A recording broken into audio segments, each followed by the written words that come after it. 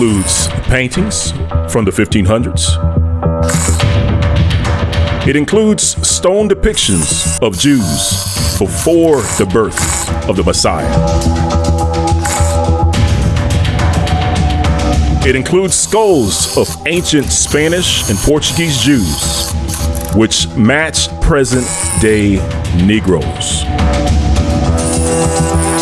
It includes names of Black Portuguese Jews found on the transatlantic slave ship Manifest. And it also includes DNA.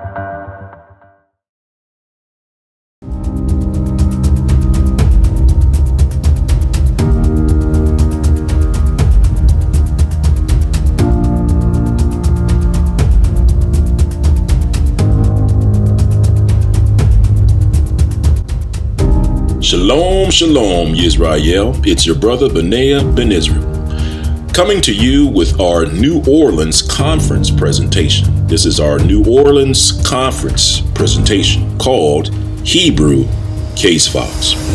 Now, the purpose of this presentation is simply to answer a question. What's the difference between an African American and a present-day Jew? A while back, I saw a YouTube video where a traditional Christian pastor asked a simple question. He said, how does one go from being an African American to a Jew? After all, these appear to be two totally different people today. When we think of African American, we think of someone that's dark skinned, that looks like a native African, native born African, black curly hair. And when we think of a present day Jew, the most common picture that pops up is a European. So again, he has a fair question. How does one go from being an African American to being a present day Jew? Well, let's answer that question. We're going to answer that question, and to do that, we're going to use scholastic books, scholastic materials. And in particular, we like using books that are older than the 1900s. So when you open up a book and you look at the title page, and you also look at the publication date, we like using books with a publication date of the 1800s or older. And the reason why we do that is because the newer books tend to have a different history than compared to the ones that are older. And of course, the ones that are older, they were made during a time when there was no ambiguity, or when there was no confusion as to who the Jews were and what they looked like. So that is why we use the older references. So what I like to do in a lot of these presentations, I always like to start off by reading a few descriptions of the Jews according to the old references. And I do that just so that we can level set and we can reprogram our minds as to what the Jews look like according to the old references. And then from there, we can get into some additional references that tell us what happened to the Jews. But let's first start off by taking a look and reviewing the references that describe the Jews according to the old references. And just one side note, I'm not going to read every single reference as far as like the title and the author and the publication date. If you could please just check out my website, https:// Benayah, that's BENAYAH the number 4, Israel.org. That's https://Benayah4Israel.org. And if you go there, you should be able to find the references for this video. If you don't see them right away, just check back a week or two later, and Yah willing, I will have the references for this video on that webpage. All right, praise Yah. Okay, well, let's get started. Let's first go through a couple of videos which show or describe the complexion or the physical description of the Jews according to the old references. All right. So in this first reference, it reads, "Thus the Jews are a people who have ever, according to the prophecy, dwelt alone, without intermixing with the nations to this day. Now, this separate race all descended from brown ancestors. For Abraham, Isaac, and Jacob must have been as dark as Mar Yohana, if not darker. Exhibit every shade of color from the black Jews of Malabar, of whom we have such an interesting account by Dr. Claudius Buchanan, to the rose and lily complexion of the Jews on the banks of Elip, which was Germany, I believe. We need go no further than the Jews of southern Spain and compare them with those of Holland and northern Germany to perceive a very striking difference. It says the Spanish Jew is always dark complexion. I'll say that again. It says the Spanish Jew is always dark complexion, and his hair is uniformly black, while the German Jews is often fair as any German and has light or red hair with blue eyes. All right. So the purpose of reading this reference is to show that the Spanish Jew is always dark complexion. Always dark complexion. And I do want to note that in this video, we are going to focus exclusively on the Spanish and the Portuguese Jews. And the reason why we do that is because this is where the transatlantic slave trade started, right? The transatlantic slave trade started with these two nations. So we are going to zero in and take a look at the description of the Spanish and the Portuguese Jews during and before the time of the transatlantic slave trade. Okay, well, let's move on to our next reference. You can see our reference there where it says a new voyage to Italy. And in this reference, it reads, and I'm going to jump down a little bit in our highlighted section where it says, "'Tis also a vulgar error that the Jews are all black, for this is only true of the Portuguese Jews." Let's read that again. It says, "'Tis also a vulgar error that the Jews are all black, for this is only true of the Portuguese Jews, who marrying always among one another beget children like themselves, and consequently the swarthiness of their complexion is entailed upon their whole race, even to the northern regions." All right, well, this is yet another good reference which shows us that the Jews are all black. In particular, the Portuguese Jews are all black. So let's keep going. Our next reference here, and I'm actually just going to read on the right-hand side. I believe it's on page 66 near the top. And actually, let me back up here. I'll start at the bottom on the left where it says, "A remarkable fact in the history of Luango in the Empire of Congo is that the country, according to a statement which was fully credited by Oldendorf, himself a writer of most correct judgment and of unimpeachable veracity, contains many Jews settled in it, who retain their religious rights and the distinct habits which keep them isolated from other nations.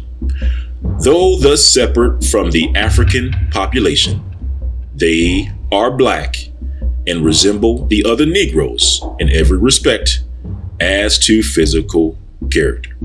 It is probably an allusion to this case that Pennington, in his textbook, another book, says the descendants of a colony of Jews originally from Judea settled on the coast of Africa are black.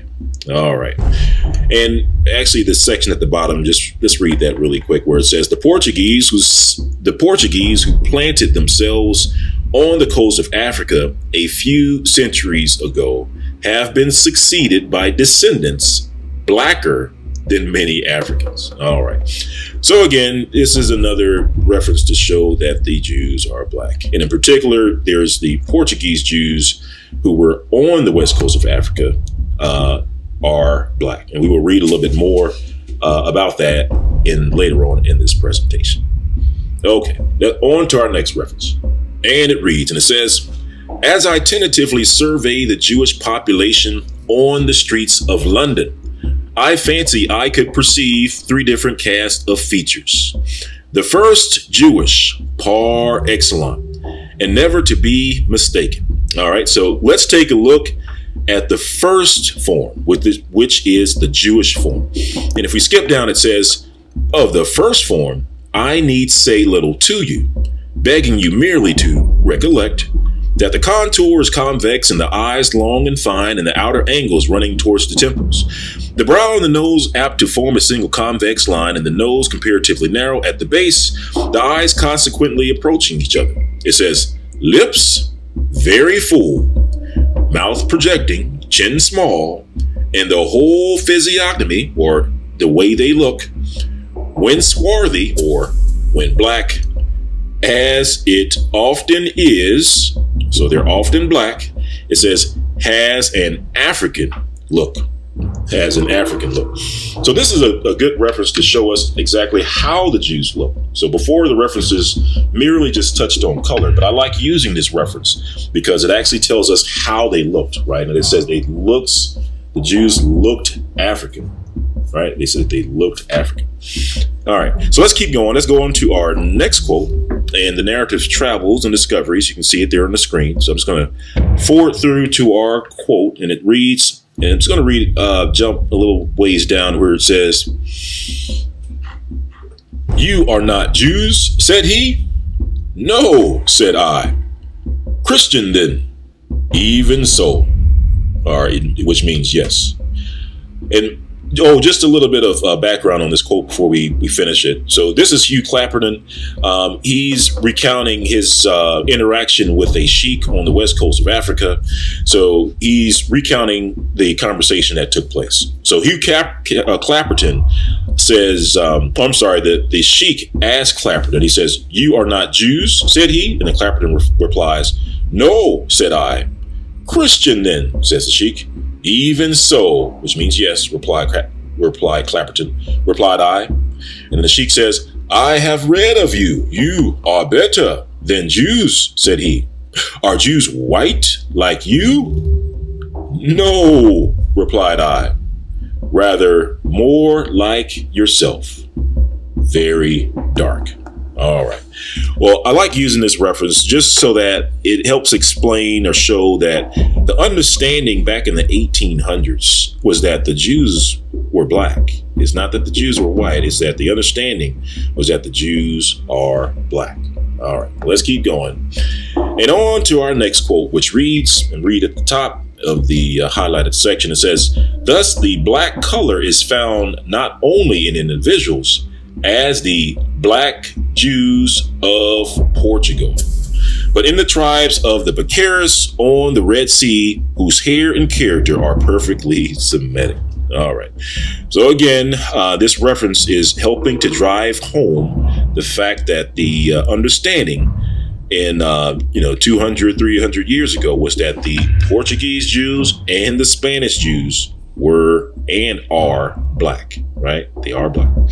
All right, so on to our next quote, and this comes from Baruch Spinoza. Now, Baruch Spinoza is a Jew himself. I believe he's a Portuguese Jew. So this is a valuable reference because this is a self-description coming from a Jew, right? So let's see what Baruch Spinoza has to say. And it reads, he was of a middle size. He had good features in his face. The skin somewhat black.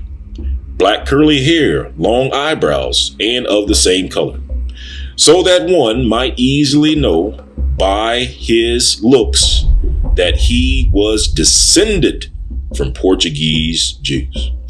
Now, a good takeaway from this reference shows us that the understanding was that they could tell by the looks of someone that they were a Portuguese Jew. They could tell that if the skin was somewhat black and the hair was black and curly, that he was descended from a Portuguese Jew. That's what they associated that look to be. That was the look of a Portuguese Jew. All right. So let's move on. Now, this reference just kind of helps shed some light on the description of the Jews that were living around the valley of the Jordan. And it reads, with reference to the characteristic of color, which are extreme, we have now opportunities of knowing how much of that character is the result of the influence of climate. Now, and just a side note, so back in the day, they used to think that climate affected whether a person was black or white. But so we know better now, but just know that was the thought process back then. But it says, we know it more particularly by the most valuable mode of teaching, such influences which we derive from the peculiarity of the Jewish race.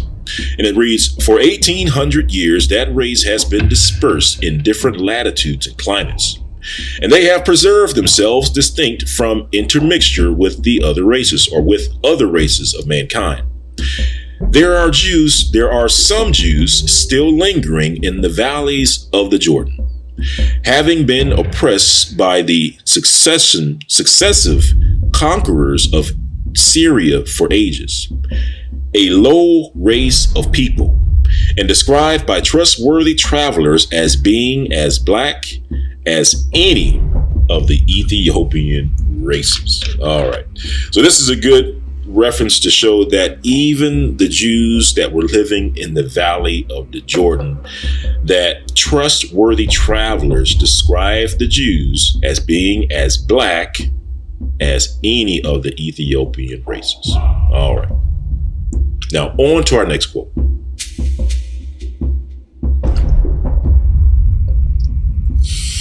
All right, and it reads, actually, let's just jump down to the underlying sentence here where it says, the Jews of Portugal are very dark. All right. So again, that reference is self-explanatory. And even in this index, you can see where it says Jews black. Jews black. And that's what we see in this index in the back of this book. All right. So on to our next reference.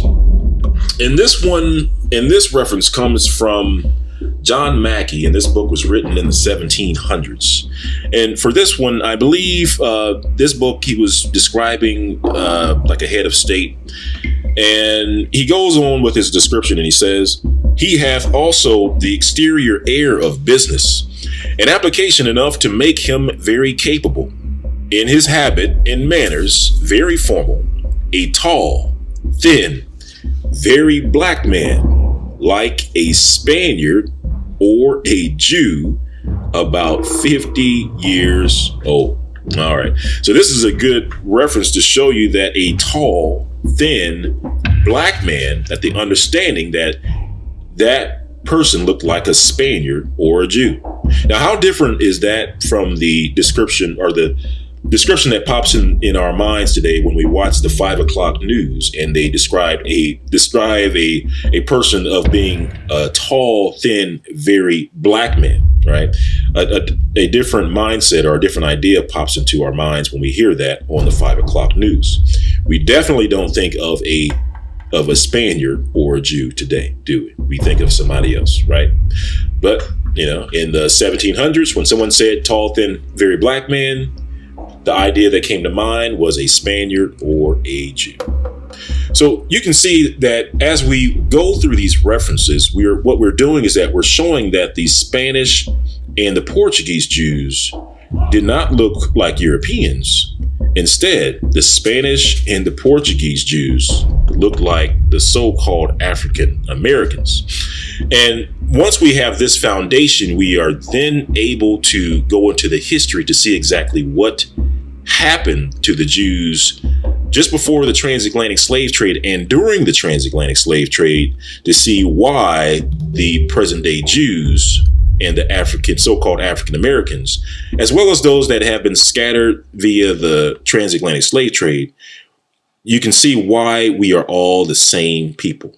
All right. We are all one people. OK. All right. So we've reviewed the color of the Jews, or the description of the Jews, and we've proven that the Jews of Spain and Portugal are similar, or look just like the so-called African American today. All right, so on to our next section. And in our next section, let's review the home of the Jew. Let me ask you a question. Where did the Jews live? So now that we understand that the Jews are always dark complexion and all black, where do these dark complexion, all black Jews live? Well, let's take a look. Let's first start off by taking a look at the Webster Dictionary. And let's take a look at the word ghetto. And let's take a look at the first definition. It says ghetto, a quarter of a city in which Jews were formerly required to live. Ghetto, a quarter of a city in which the Jews were formerly required to live. So let's cross-check our reference by looking at a few other additional references. But so far, according to Webster, the Jews lived in ghettos. So these dark complexion, all black people lived in ghettos. Let me ask you a question. Do African Americans, have we been known to live in ghettos? Yes, we have, right? Yes, we have. But let's keep reading. Let's read some additional references. And it says, in the 1610, it says, part ghetto, part of a city in which the Jews are compelled to live. All right. It says, especially in Italy, from Italian ghetto. All right. So let's keep going. Let's get some additional references, which reads, and it says, Venice, imitating the odious measures of the German cities, assigned to the Jews as a special quarter, ghetto. All right, let's keep going. Let's get some more additional references to see where these dark complexion, all black Jews had to live. And it says, Portugal as a former Jewish ghetto or Juderia. And that's one thing to note, that in Portugal, the word for ghetto was Juderia, right? And this is where the Jews were required to live. And actually, in fact, today, there are places that are clearly marked as Juderia today over in Portugal. So this is where the Jews, these all black, dark complexion Jews had to live. And let's just read one more reference. And it says, Jewish quarter, known as Juderia. It says, in Lisbon, the chief city, there were several Juderias, and in all their cities, Jewish quarters existed. And it says, these Juderias were closed every evening when the bell sounded for prayers, and were guarded by 2 watchmen appointed by the king. Any Jew found outside of Juderia after the first 3 tolls of the bell was fined 10 liveries, or according to an order of King Dom Pedro, was whipped through the city, and in case of repetition of the offense, punished with confiscation of his property. So now, just reviewing what we've learned so far, we've learned that the Jews of Spain and Portugal were all black, dark complexion Jews. And we also learned that they lived in ghettos, right? That they lived in ghettos. All right. So now we are starting to see some similarities, or hopefully we're seeing some similarities between the so-called African Americans and the Jews just before the transatlantic slave trade started. All right. So now let's take a look at the names that were used to describe Jews, right? So let's take a look at different names that were used to describe Jews. And to do that, let's first take a look at the word Negro. Let's take a look at the word Negro. So-called African Americans today are called Negro, right? Or were called Negro at some point in time. Or we identified as Negroes. at some point in time. But let's take a look at the etymology of the word Negro. So according to etymology online, and also according to, I believe it was Webster Dictionary and some other dictionaries, we see that the word Negro in the 1550s, and it's actually in 1555, but in 1550s, it says the word Negro meant a member of a black-skinned race of Africa. Let me read that again. In 1550s, the word Negro meant the member or a member of a black-skinned race of Africa. But we can see that before the 1550s, the word Negro meant something else, right? The word Negro meant something else. And we can confirm this not only in the encyclopedias, but we can also confirm this in looking at the etymology of the word. So according to the etymology of the word, it says the word Negro before 1550s meant Portuguese black. The word Negro simply meant Portuguese black, right? And if you want to look at that on a timeline, you can see, from the 1555 to the right, which is up to present day, that the word Negro meant an African people. But to the left, the word Negro, meant, according to the etymology, it meant Portuguese black. But I'll put a couple of question marks here because we don't know what people it was referring to. We know the word Negro meant Portuguese black, but we don't know what people it was referring to.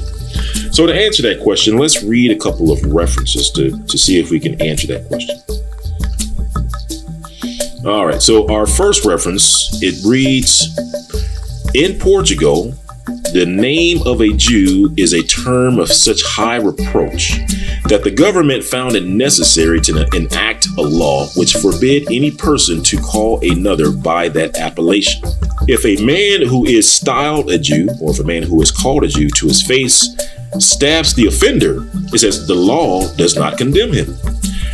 And trifling as this regulation may appear, it has produced beneficial effects. In other words, it was very effective.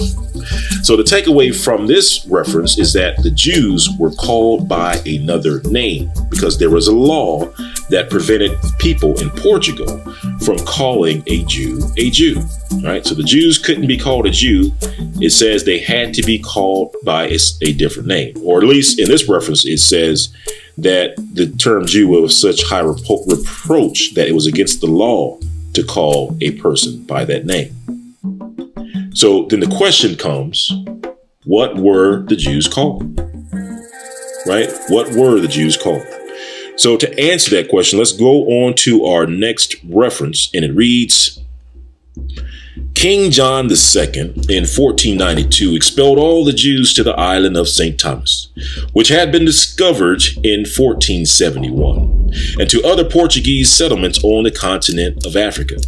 And it says, from these banished Jews, it says, the black Portuguese, as they are called. All right, it says the black Portuguese, as they are called. So let's note a few things here. It says the banished Jews were called black Portuguese, right? The banished Jews from King John II. So King John II is the king of Portugal, and he's calling these Jews black Portuguese, right? The Jews are called black Portuguese. Well, we need to remember that the Portuguese word for black is Negro, right? So if we go back to our etymology of the word Negro, we can see Negro, Portuguese, black, right? We see Negro, Portuguese, black. And one thing I do want to point out was that the note the date here. So it's King John II, and this is in 1492. So in 1492, they were called black Portuguese, or Negro Portuguese, because remember the Portuguese word for black was Negro. So in 1492, which is before the 1550 date, right? So before the 1550s, right? So remember, look at our etymology of the word Negro here. It says Negro 1550. So before 1550s, we just read a quote that referred to the 1492. So that would be in this box right here. And within this box, according to the reference, it says the Jews were referred to as Portuguese, right here, black. Portuguese black, which is Negro. All right. So hopefully you can see that the Jews were called Negroes. That was one of the terms for the Jews. Now, let's move on to one of the more controversial names of the Jews. And to do that, we're going to take a look at a very controversial name. It's a byword. It's a derogatory word used today, which causes great pain. But the word, or this derogatory word, is Nigger, or pronounced nigger. Now, according to the Oxford Dictionary, it's important for us to realize that it wasn't always spelled with two G's. According to Oxford Dictionary, it was spelled with one G, especially in the 1500s or 1600s, and that it wasn't until recently that it was being spelled, or that it was spelled with two G's. And so what that means is that the anytime you see Nigger, it is supposed to be pronounced nigger.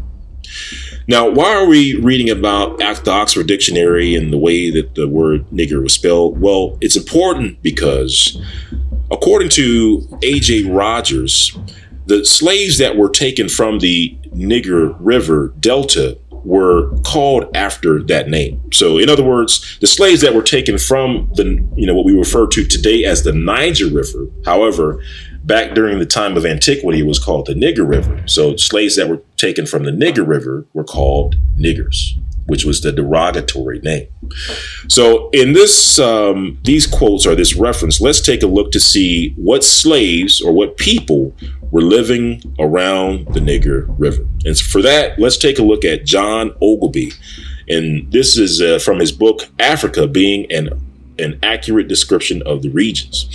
Now, this book, if you want to find this book today or buy this book today, the hard copy, I believe it's on sale for $20,000, right? $20,000. And you have to wonder, why would a book cost $20,000? Well, of course, it's about the material that's inside these books, or the truth that's inside these books. And of course, a price of $20,000 helps prevent this book, or it prevents this book from making it into mainstream, right? It prevents this book from being seen by the masses. Okay, so let's take a look at John Ogilvie's book about Africa. And on page 34, it reads, "Many Jews also are scattered over this region, some natives boasting themselves of Abraham's seed, inhabiting both sides of the river Niger." All right, so now this reference shows us that on the west coast of Africa, near the river Niger, that the Jews were scattered over the region, and that they also inhabited both sides of that river, right? So now we know what people were living in the Niger River region and what people eventually became the slaves. However, we haven't really proved that these were the slaves just yet. We actually have that covered in some other references. But for now, we're just establishing the fact that it was the Jews that lived around the Niger River, or lived in the Niger River Delta region. All right. So as we keep going, it says, "Others are Asian strangers who fled thither, either from the desolation of Jerusalem by Vespasian." And let me just pause here just to let you know that this quote also goes into detail to show us that the Jews that were living near the Niger River region wasn't just the Spanish Jews. No, it was the Jews that had fled from Jerusalem, or the Jews that came from Jerusalem, the Jews that fled or came from Jerusalem at different points in time. So the Jews continuously came from the homeland of Israel into the west coast of Africa.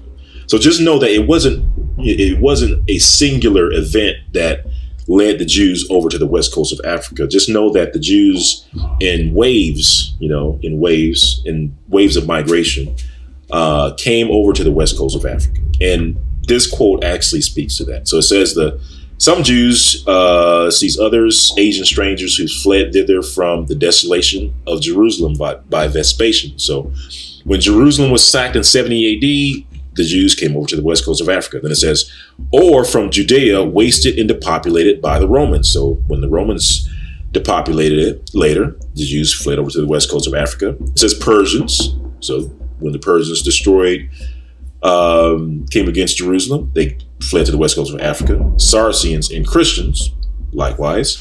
And it says, or else came out of Europe where they were banished. So the Jews were banished out of Europe, and as they were banished out of Europe, according to our reference, John Ogilvie, who was the cosmographer and geographic printer of the king. So this is a person of authority, and he has a seat of authority, or he's next to a person with a seat of authority. And John Ogilvie also tells us that the Jews were kicked out of Spain and out of the Low Country in 1350, out of France and out of England.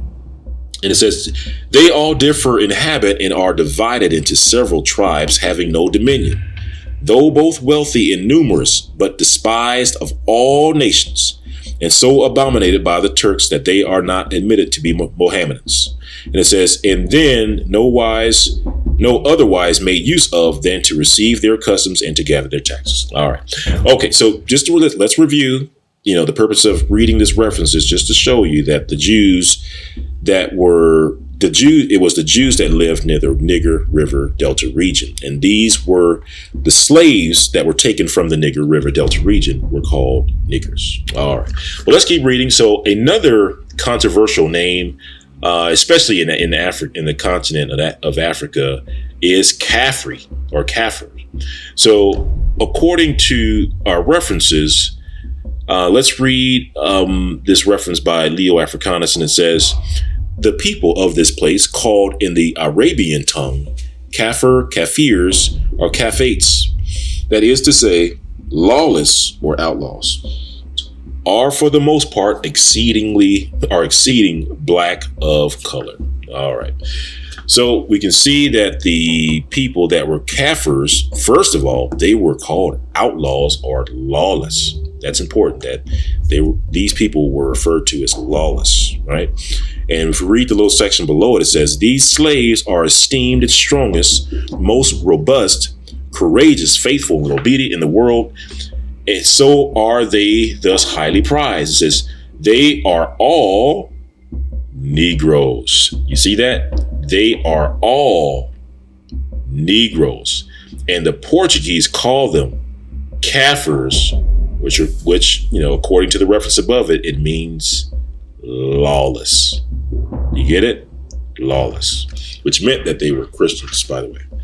All right, so let's keep reading.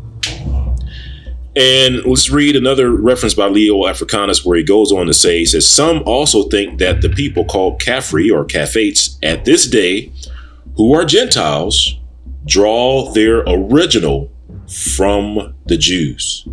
But being environed on every side by idolaters, they have by little and little swayed from the law of Moses, and so are become, as it were, insensibly idolaters. All right. So Leo Africanus goes on to point out that there were some during the time that believed the Kafirs were Jews as well. All right. And that they were lawless, by the way, according to the previous reference. Okay, so let's take a quick review of what we've learned so far.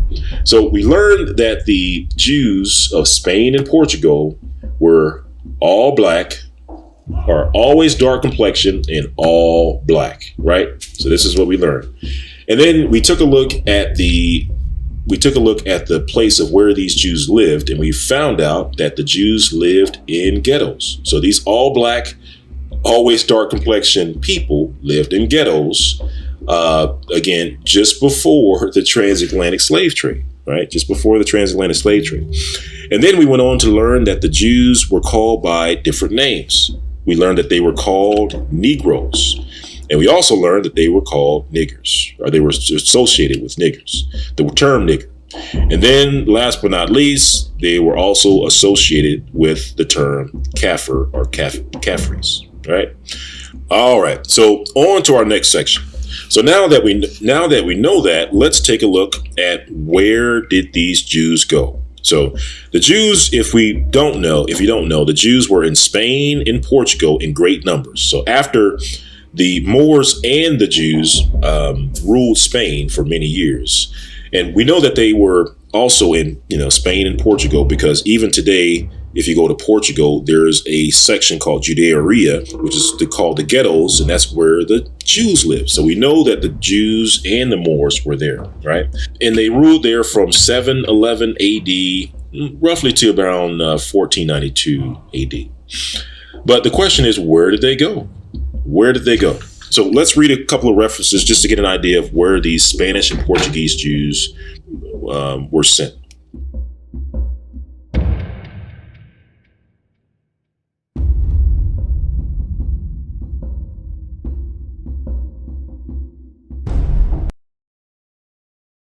Spain. So in 1492, on the same day that Jerusalem fell, Spain expelled their Jews from Spain, and many of the Jews fled into Portugal. So the question we need to ask is, how many of the Jews from Spain fled into Portugal? And for that, let's take a look at some of the older references where it says, and this is in, you can see in 1492 where it says, at Granada, 1492.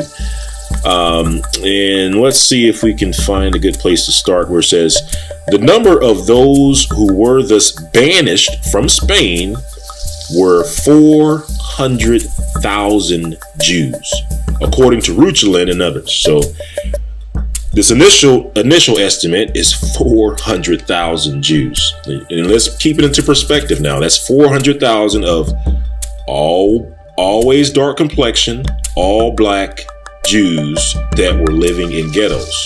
So 400,000 of those Jews that were always dark complexion, all dark, lived in ghettos, and were called Negroes, right? At the time, they were called Negroes. All these Negroes were expelled from Spain.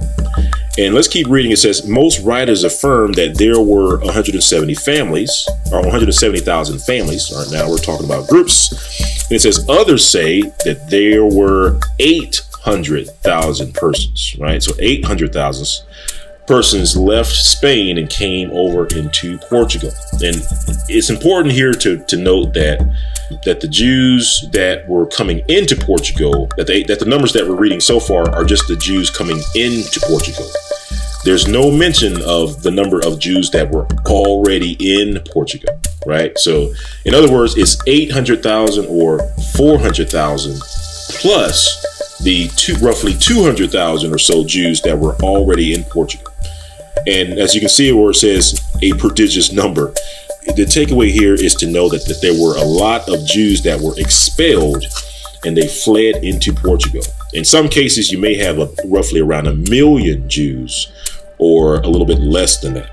In either case, it was a lot of people. Now, if you're looking at your screen, what you're looking at is a picture of a concert that took place in Woodstock. And this was back in the 70s. And this concert is known because of the number of people that attended. I believe the rough estimate was 600,000 people. So what you're looking at is a picture of what 600,000 people would look like. And if you notice, all the people, that they couldn't all fit in the frame. So we're only looking at a portion of 600,000 people.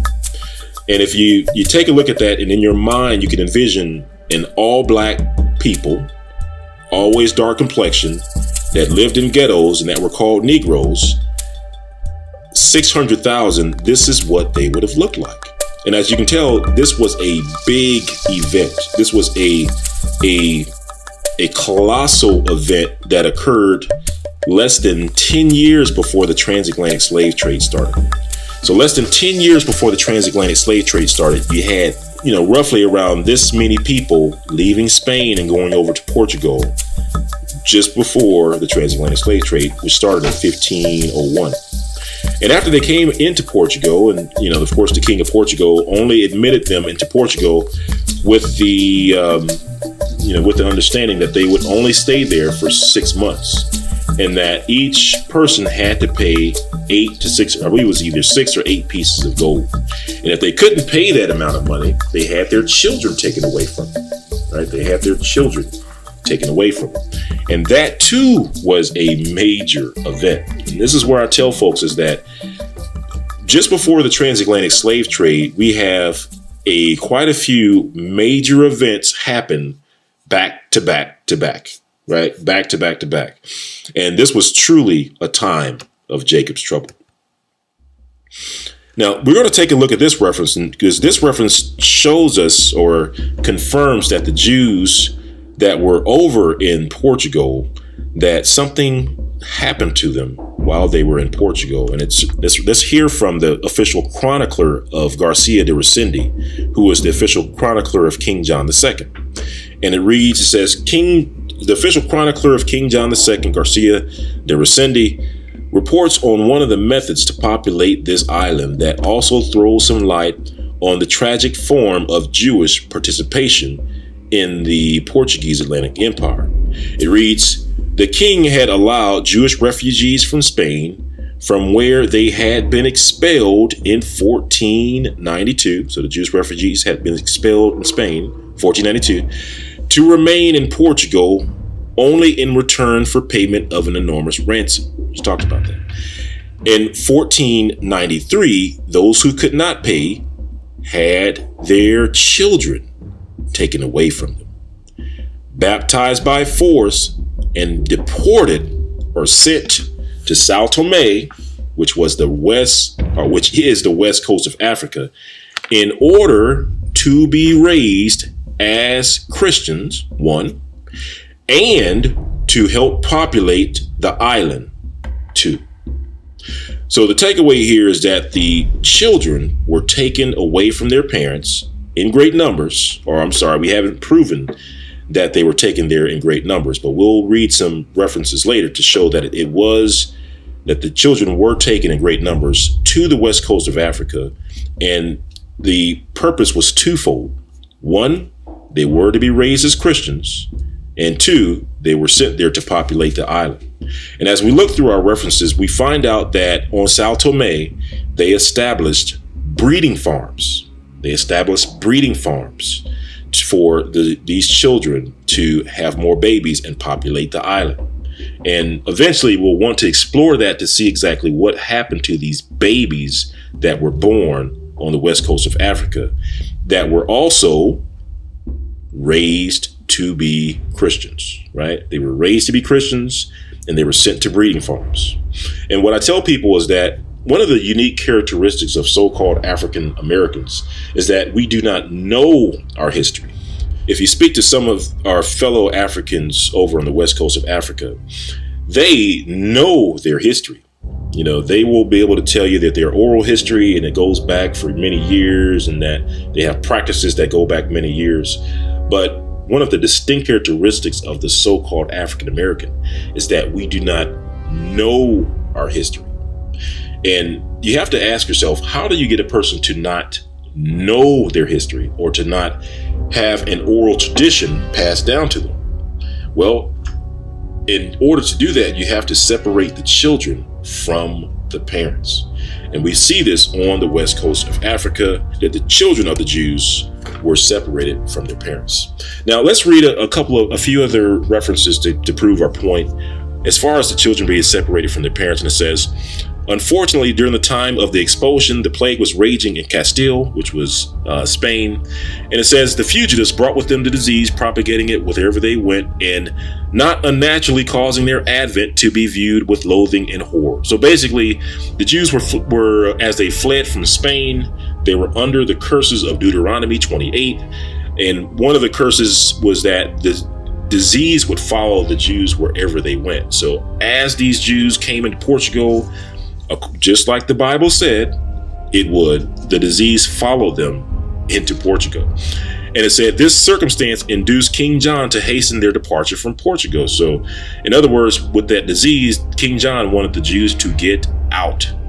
And for which purpose ships were duly provided according to the agreement. So it says King John provided some ships. It says, but such was the temper of the captains and the sailors that they subjected the Jews to the hardest possible conditions. It said they plundered them of their goods and valuables, even to their very clothes, and landed them naked and bare of everything on barren points of the African coast, leaving them to die of starvation or to be sold into slavery to the Moors. Nor was that all, or nor was this all. The king wrested from their parents all the children between the ages of 3 and 10 of those Jewish immigrants who from poverty or otherwise had omitted to pay the capitation tax on entering, or who were forced to remain in Portugal and had them transported to the newly discovered islands of St. Thomas, which was swarmed with alligators and other beasts of prey, to be brought up as Christians. So again, in this reference, we learn that the children of the Jews were sent to the west coast of Africa. And again, this one confirms that they were to be raised as Christians. And also, this reference also shows that it wasn't just the children of the Jews that couldn't pay the capitation tax, but it was also the Jews that remained after the deadline had passed. Those Jews also had their children taken away from them. So the king of Portugal actually gave these Jews an option. And the option was the same option that Spain gave the Jews. It was like you could either convert to Christianity or you had to leave. So the whole reason why our ancestors left Spain was because they refused to throw away the laws, statutes, and the commandments of the Most High. They would rather sell their goods, sell their property, endure hardships, leave the country that they lived in, rather than throw away the law, statutes, and commandments of the Most High Yah. This speaks volumes to our ancestors and to our forefathers. It speaks volumes to their character. And not only that, once they left Spain and came over to Portugal, again, they were asked to, or given the option of turning to Christianity, or they had to leave the country. And they would also have their children taken away from them. Right? And yet our forefathers still refused to throw away the laws, statutes, and commandments of the Most High Yah. Right? So again, this speaks of the character of our forefathers and the evil actions of Spain and Portugal during this time. All right. So let's keep reading. Let's read our next reference, which reads, the Jews, after their admission into Portugal, were no less unfortunate than other exiles from Spain. It says, in the year 1493, when King John II conferred the seigneury of St. Thomas Isles upon Don Alvaro, it says, he obliged the latter to people the island. So again, this too is confirming what we've read so far. It says, and for this purpose ordered that all the Jews should have their sons and daughters of tender age taken away from them, and that after the baptism of the latter, these should be handed over as was done to Don Alvaro for the purpose of peopling the said island of St. Thomas. So again, their purpose was to go into breeding farms to people the island, to have babies, right? To have babies on the island. And as the reference said, to be raised as Christians. All right. So hopefully we should know that this was a major event. This was a major event of having these children taken to the west coast of Africa. Now let's keep in mind that these are the children that were always dark complexion, all black. They lived in ghettos. They were called Negroes. And they were expelled from Spain over into Portugal, and now they're being placed on the west coast of Africa into breeding farms, being raised as Christians less than 10 years before the transatlantic slave trade. I think I just need to say that just one more time, and I'm sorry I'm repeating myself, but I just want to make sure we grasp what just happened, right? So over in Spain and Portugal, so we had 800,000, 400,000, always dark complexion, all black Jews who lived in ghettos, right? Who called Negroes, they were expelled and came over to Portugal, right? Because they refused to throw away the Most High Yah's laws, statutes, and commandments. And once we got over there, the children of the Jews were taken away and sent over to the west coast of Africa to become Christians and to go into breeding farms so that they can populate the islands, have babies, right? Okay, so now that we understand that, let's go over to our next quote. And the next reference reads, "Thy sons and thy daughters have been given unto another people." How exactly has this prophecy been fulfilled in several countries, especially in Spain and Portugal? In the former of these kingdoms, the Council of Toledo decreed that the children of the Jews should be taken from them and educated in the Christian faith. When they were expelled, all under 14 years of age were forcibly detained to be baptized. And I will note that in other references, it shows that later the king increased the age from 14. Just in all the references that we've read so far, we're strictly focusing on the children from I believe the ages of 3 and 10. But it's also important to note that the king later increased the age of children that were taken from their parents to children in their 20s or young adults in their 20s, right? Again, like I said, this was a major event just before the transatlantic slave trade starts. All right, so let's keep reading. It says, "The first design of settling there was in the year 1486. But perceiving how many perished in the attempt, in that they could better agree with that of the continent on the coast of Guinea, it was resolved by King John II of Portugal that all the Jews within his dominion," listen, it says, "which were vastly numerous." All right, so this confirms that the Jews that came over into his kingdom, or the Jews that were living in his kingdom, were vastly numerous. There was a lot of them, right? Because we were reading 800,000, 400,000, and we were also looking at that picture of Woodstock just to see what 600,000 people looked like, of all black Negroes looked like, right?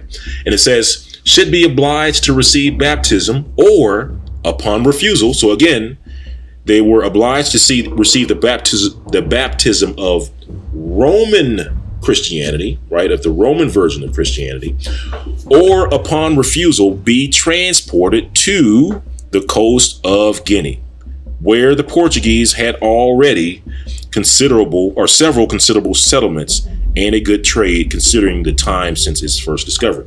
So again, we see time and time again that the whole reason why the children were placed on the west coast of Africa was because our forefathers refused to throw away the laws, statutes, and commandments of the Most High Yah. So the Portuguese and the Spaniards took the children away from the parents in order to reprogram or to raise these children up to throw away the law, statutes, and commandments. In other words, that was the only way that they could get the Jews to throw away the Most High's laws, statutes, and commandments, was to take the children away from the mothers and their fathers, give them to complete strangers, and raise them to be Christians. And as you will see in this next quote, raise them to be slaves. All right, so let's read it. In this reference, it says, "All Jewish children below 14 years of age were torn from their parents' arms, dragged into the church, baptized." And it says, "Those under 3 years of age were given to Christians." So let's pause here for a moment. So the children from infant, newborn to 3 years old, right? And that's daycare. I believe that's the children that you would find in daycares today. These children were taken from their parents. And again, what I tell people is that this was a major event that happened. And this is why you find this event in numerous sources, because a lot of people were writing about it. Anytime if you can imagine trying to take a child from their parents, that is a major altercation incurred. And in other references, it goes in and it describes how they did it. It shows that they used clubs and violently used those clubs on the mothers and fathers and hitting them. And, you can imagine them hitting them on the head and the damage that incurred, and parents strewn all over the ground as they were knocked out or killed by these clubs and other instruments that they used to separate the children. And in some of these references, it talks about the whales, right? If you separating a 3-year-old or a 10-year-old or a child from their mothers, of course, the children are going to be screaming, whether it be mothers or the sons or daughters. The fathers are going to be screaming. The wives are going to be screaming. And on top of that, this happened to a large body of people. So this was thousands of people that this happened to on a particular day. So this was a day to be remembered, right? This was a day that a lot of people were talking about because there was just so much going on. You had the children being taken and thrown onto ships. Even as the ships were pulling out, you can imagine that the children were still crying out to their mothers and fathers. And as the mothers or fathers heard their children screaming, that there's even references that talk about parents jumping into the water after the ships and trying to swim after the ships, only to drown in the waves and then for their dead bodies to wash ashore. Again, this was a major event. And keep in mind that these were always dark complexion, all dark people that lived in ghettos that were called Negroes. To make this matter even worse, these children were going away to be raised by complete strangers that hated them, right? I can't spend enough time describing this event, but just know that this was a major event. But let's keep reading. So we stopped off by reading that the children under 3 years of age were torn from their parents and given to Christians. And it says to receive a Christian education. And then it says, or in other words, to be raised as slaves. So here we see the intention of raising these children as Christians was to be. The intention was for these children to be slaves. I'll say it again. The intention was for these children were to be slaves and to be Christians, right? So it was, now if we're keeping track, we see that there are 3 purposes for the children to be taken from their parents. They were to be raised as Christians, and they were to become slaves, and they were to people the island, or they were to go into breeding farms. Those 3 things. And let's finish up this reference. And it says, those between the ages of 3 and 10 years old were put on board of a ship, conveyed to the newly discovered unwholesome island of St. Thomas. All right. So I do want to point out that at this point, Portugal is raising up 2 groups of slaves. I'll say it again. At this point, Portugal was raising up 2 groups of slaves. So remember, the children from under the ages of 3 years old were given to Christians in Portugal to be raised as slaves, or Portugal and possibly Spain to be raised as slaves. So we have a group of slaves that were being raised in Portugal. But then we have children sent to the west coast of Africa to be raised as slaves as well. And I believe, let's see, and if I jump down to the bottom of the box there, the red box, it says those between 10 and 14 years were sold as slaves. All right. So again, keep in mind that we're starting to see 2 groups of slaves form just before the transatlantic slave trade. We have slaves in the Iberian Peninsula, which is Spain and Portugal. And now we have slaves. We're raising slaves on the west coast of Africa. All right. Again, this is less than 10 years before the transatlantic slave trade. And I put this reference in just so that we can see that when the slaves were expelled from Spain and Portugal, that this occurred over a span of time. For example, in this reference, it reads, the northern coast of Africa and the inhabitable regions inland were full of Jews of Spanish descent, right? Were full of Jews of Spanish descent. It says they had congregated there in great numbers during the century from the persecution of 1391 to their total expulsion, which was in 1493. So again, this reference shows us that the Jews were in great numbers over in Africa. And of course, we don't see that in these modern day books. So again, this is why I point people to these older books. Now, I do want to make note of one thing, is that if you ever heard of the term of Negro land, right? If you ever heard people talk about maps of West Africa or Northern Africa where you see Negro land or Soudan, what I also tell folks is that if you do your homework, you'll be hard pressed to find a map with Negro land or Soudan identified before these Spanish Jews were kicked out. In other words, you won't find, and I challenge folks to go and do their research to see if you can find a map of Negro land before the Jews were expelled from Spain and Portugal. In other words, it wasn't until after these Spanish or Portuguese Jews were expelled from the Iberian Peninsula, then you see Negro land show up on maps. And remember, Negro, the word Negro is Spanish and Portuguese. So it makes sense that we see Negro, Spanish and Portuguese word for black land in Africa after these Jews of Spanish descent were kicked out. All right. So I just want to point that out. All right. So let's keep going. So in our next reference, this is a good reference just to show what happened to the children. It says, the Castilian Jews who from poverty or any other cause had not departed at the limited time, the king ordered should be taken for slaves over in the Iberian Peninsula. And it says, according to the terms of their entrance. And it says, and distributed them to whoever asked for them. His inhumanity did not cease there. It says, he tore their young children from them and had them baptized, being at the time desirous of peopling his newly discovered acquisition on the coast of Africa, going into breeding farms. Then it says, the island of St. Thomas, he sent them to it with the new governor, Alvaro. And it says, so that by being separated from their parents and marrying people in the island, they might become good Christians. All right.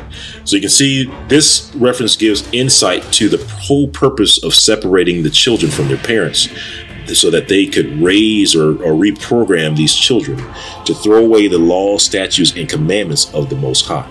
Right, to throw away the laws, statutes, and commandments of the Most High. And I do want to take time to point out that a lot of times, they didn't persecute or expel these Jews because they did not believe in Mashiach. Because what you'll see in some of these other references, if not in this video, you'll see it in some other videos, that there were some Jews that actually did believe in Mashiach, but they were persecuted mainly for following the law, statutes, and commandments of the Most High Yah. Unfortunately, they became what's referred to as new Christians. In other words, they succumbed to the pressures and became, Roman Christians. And when they became Roman Christians, they were termed new Christians. And so even though they became new Christians, they too were targeted by the Inquisition and also either killed or expelled from the Iberian Peninsula. So again, it wasn't because they did not believe in Hamashiach, our Messiah. That wasn't the reason why they were being persecuted. It was because they were attempting to follow the law, statutes, and commandments of the Most High Yah. That's why they were being persecuted. And on to our next reference, which reads, Barbet states that in the reign of King John II and about the close of the 15th century, it says, large numbers of Jews were expelled from Portugal and taken to the coast of southern Guinea, all right, which is the west coast of Africa. All right. So again, the purpose of showing this reference to show you that there were large numbers of always dark complexion, all dark Jews who lived in ghettos, who were called Negroes. Were these large numbers of Jews, the children, were being sent to the west coast of Africa. All right. All right. So hopefully we have enough references to at least prove that these black Jews were being placed on the west coast of Africa in great numbers less than 10 years before the start of the transatlantic slave trade. All right. But let's read a quick reference about the transatlantic slave trade, because most folks don't know that when the transatlantic slave trade started in the year 1501, between the year 1501 and 1518, that the slaves came from Spain and Portugal. I'll say it again. The first slaves of the transatlantic slave trade, came from the Iberian Peninsula, which is Spain and Portugal. And you can find that in a charter that was written to the Emperor Charles V. And you can see a copy of the charter. I mean, the original document is up to the top. It's hard to read. It's in cursive, I believe. But you can read the summary right just below it, where it says, this charter granted by Emperor Charles V to Lorenzo de Gouravad for permission to transport slaves. It says Spain in August 1518, courtesy of the archives in Spain.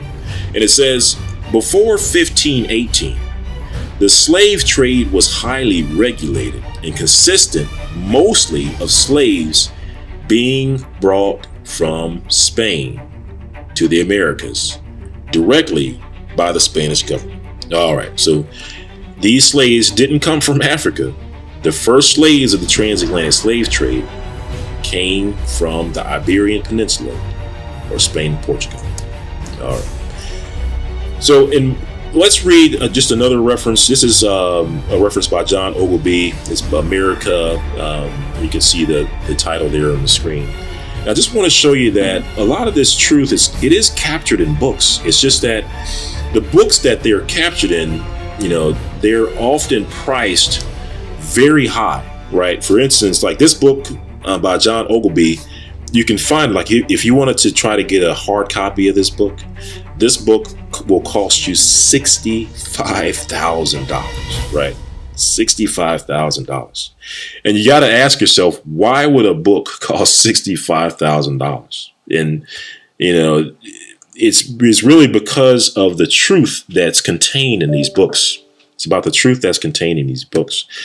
And let me show you, like, for instance, in this book that's cost $65,000, if you go over to page 574, it has something interesting to say about the children of the Jews that were placed on the west coast of Africa. Because remember, all the references that we read up to now, told us that the Jews were placed on the west coast of Africa in great numbers. But let's see what this $65,000 book has to say about those Jews who were placed on the west coast of Africa. And it says, John III, King of Portugal, sent a colony thither above 200 years before, whom though the unwholesome air destroyed, yet the place was not left desolate. For he sent new inhabitants who first settled Guinea, which is the west coast of Africa, next in Angola, west coast of Africa, and lastly on the island of St. Thomas, west coast of Africa, that so they might be better used to the air. And it says that the said king sold all those Jews for slaves that refused to embrace the Roman religion. So it tells us that the whole reason why these black Jews went into slavery was because they refused to throw away the laws, statutes, and commandments of the Most High Yah. Right? That's the whole reason why they went into slavery. And it says that refused to embrace the Roman religion. It says, listen, it says, and caused their children to be baptized, from whom these children, coming thither in great numbers, west coast of Africa, it says most of the present inhabitants were descended.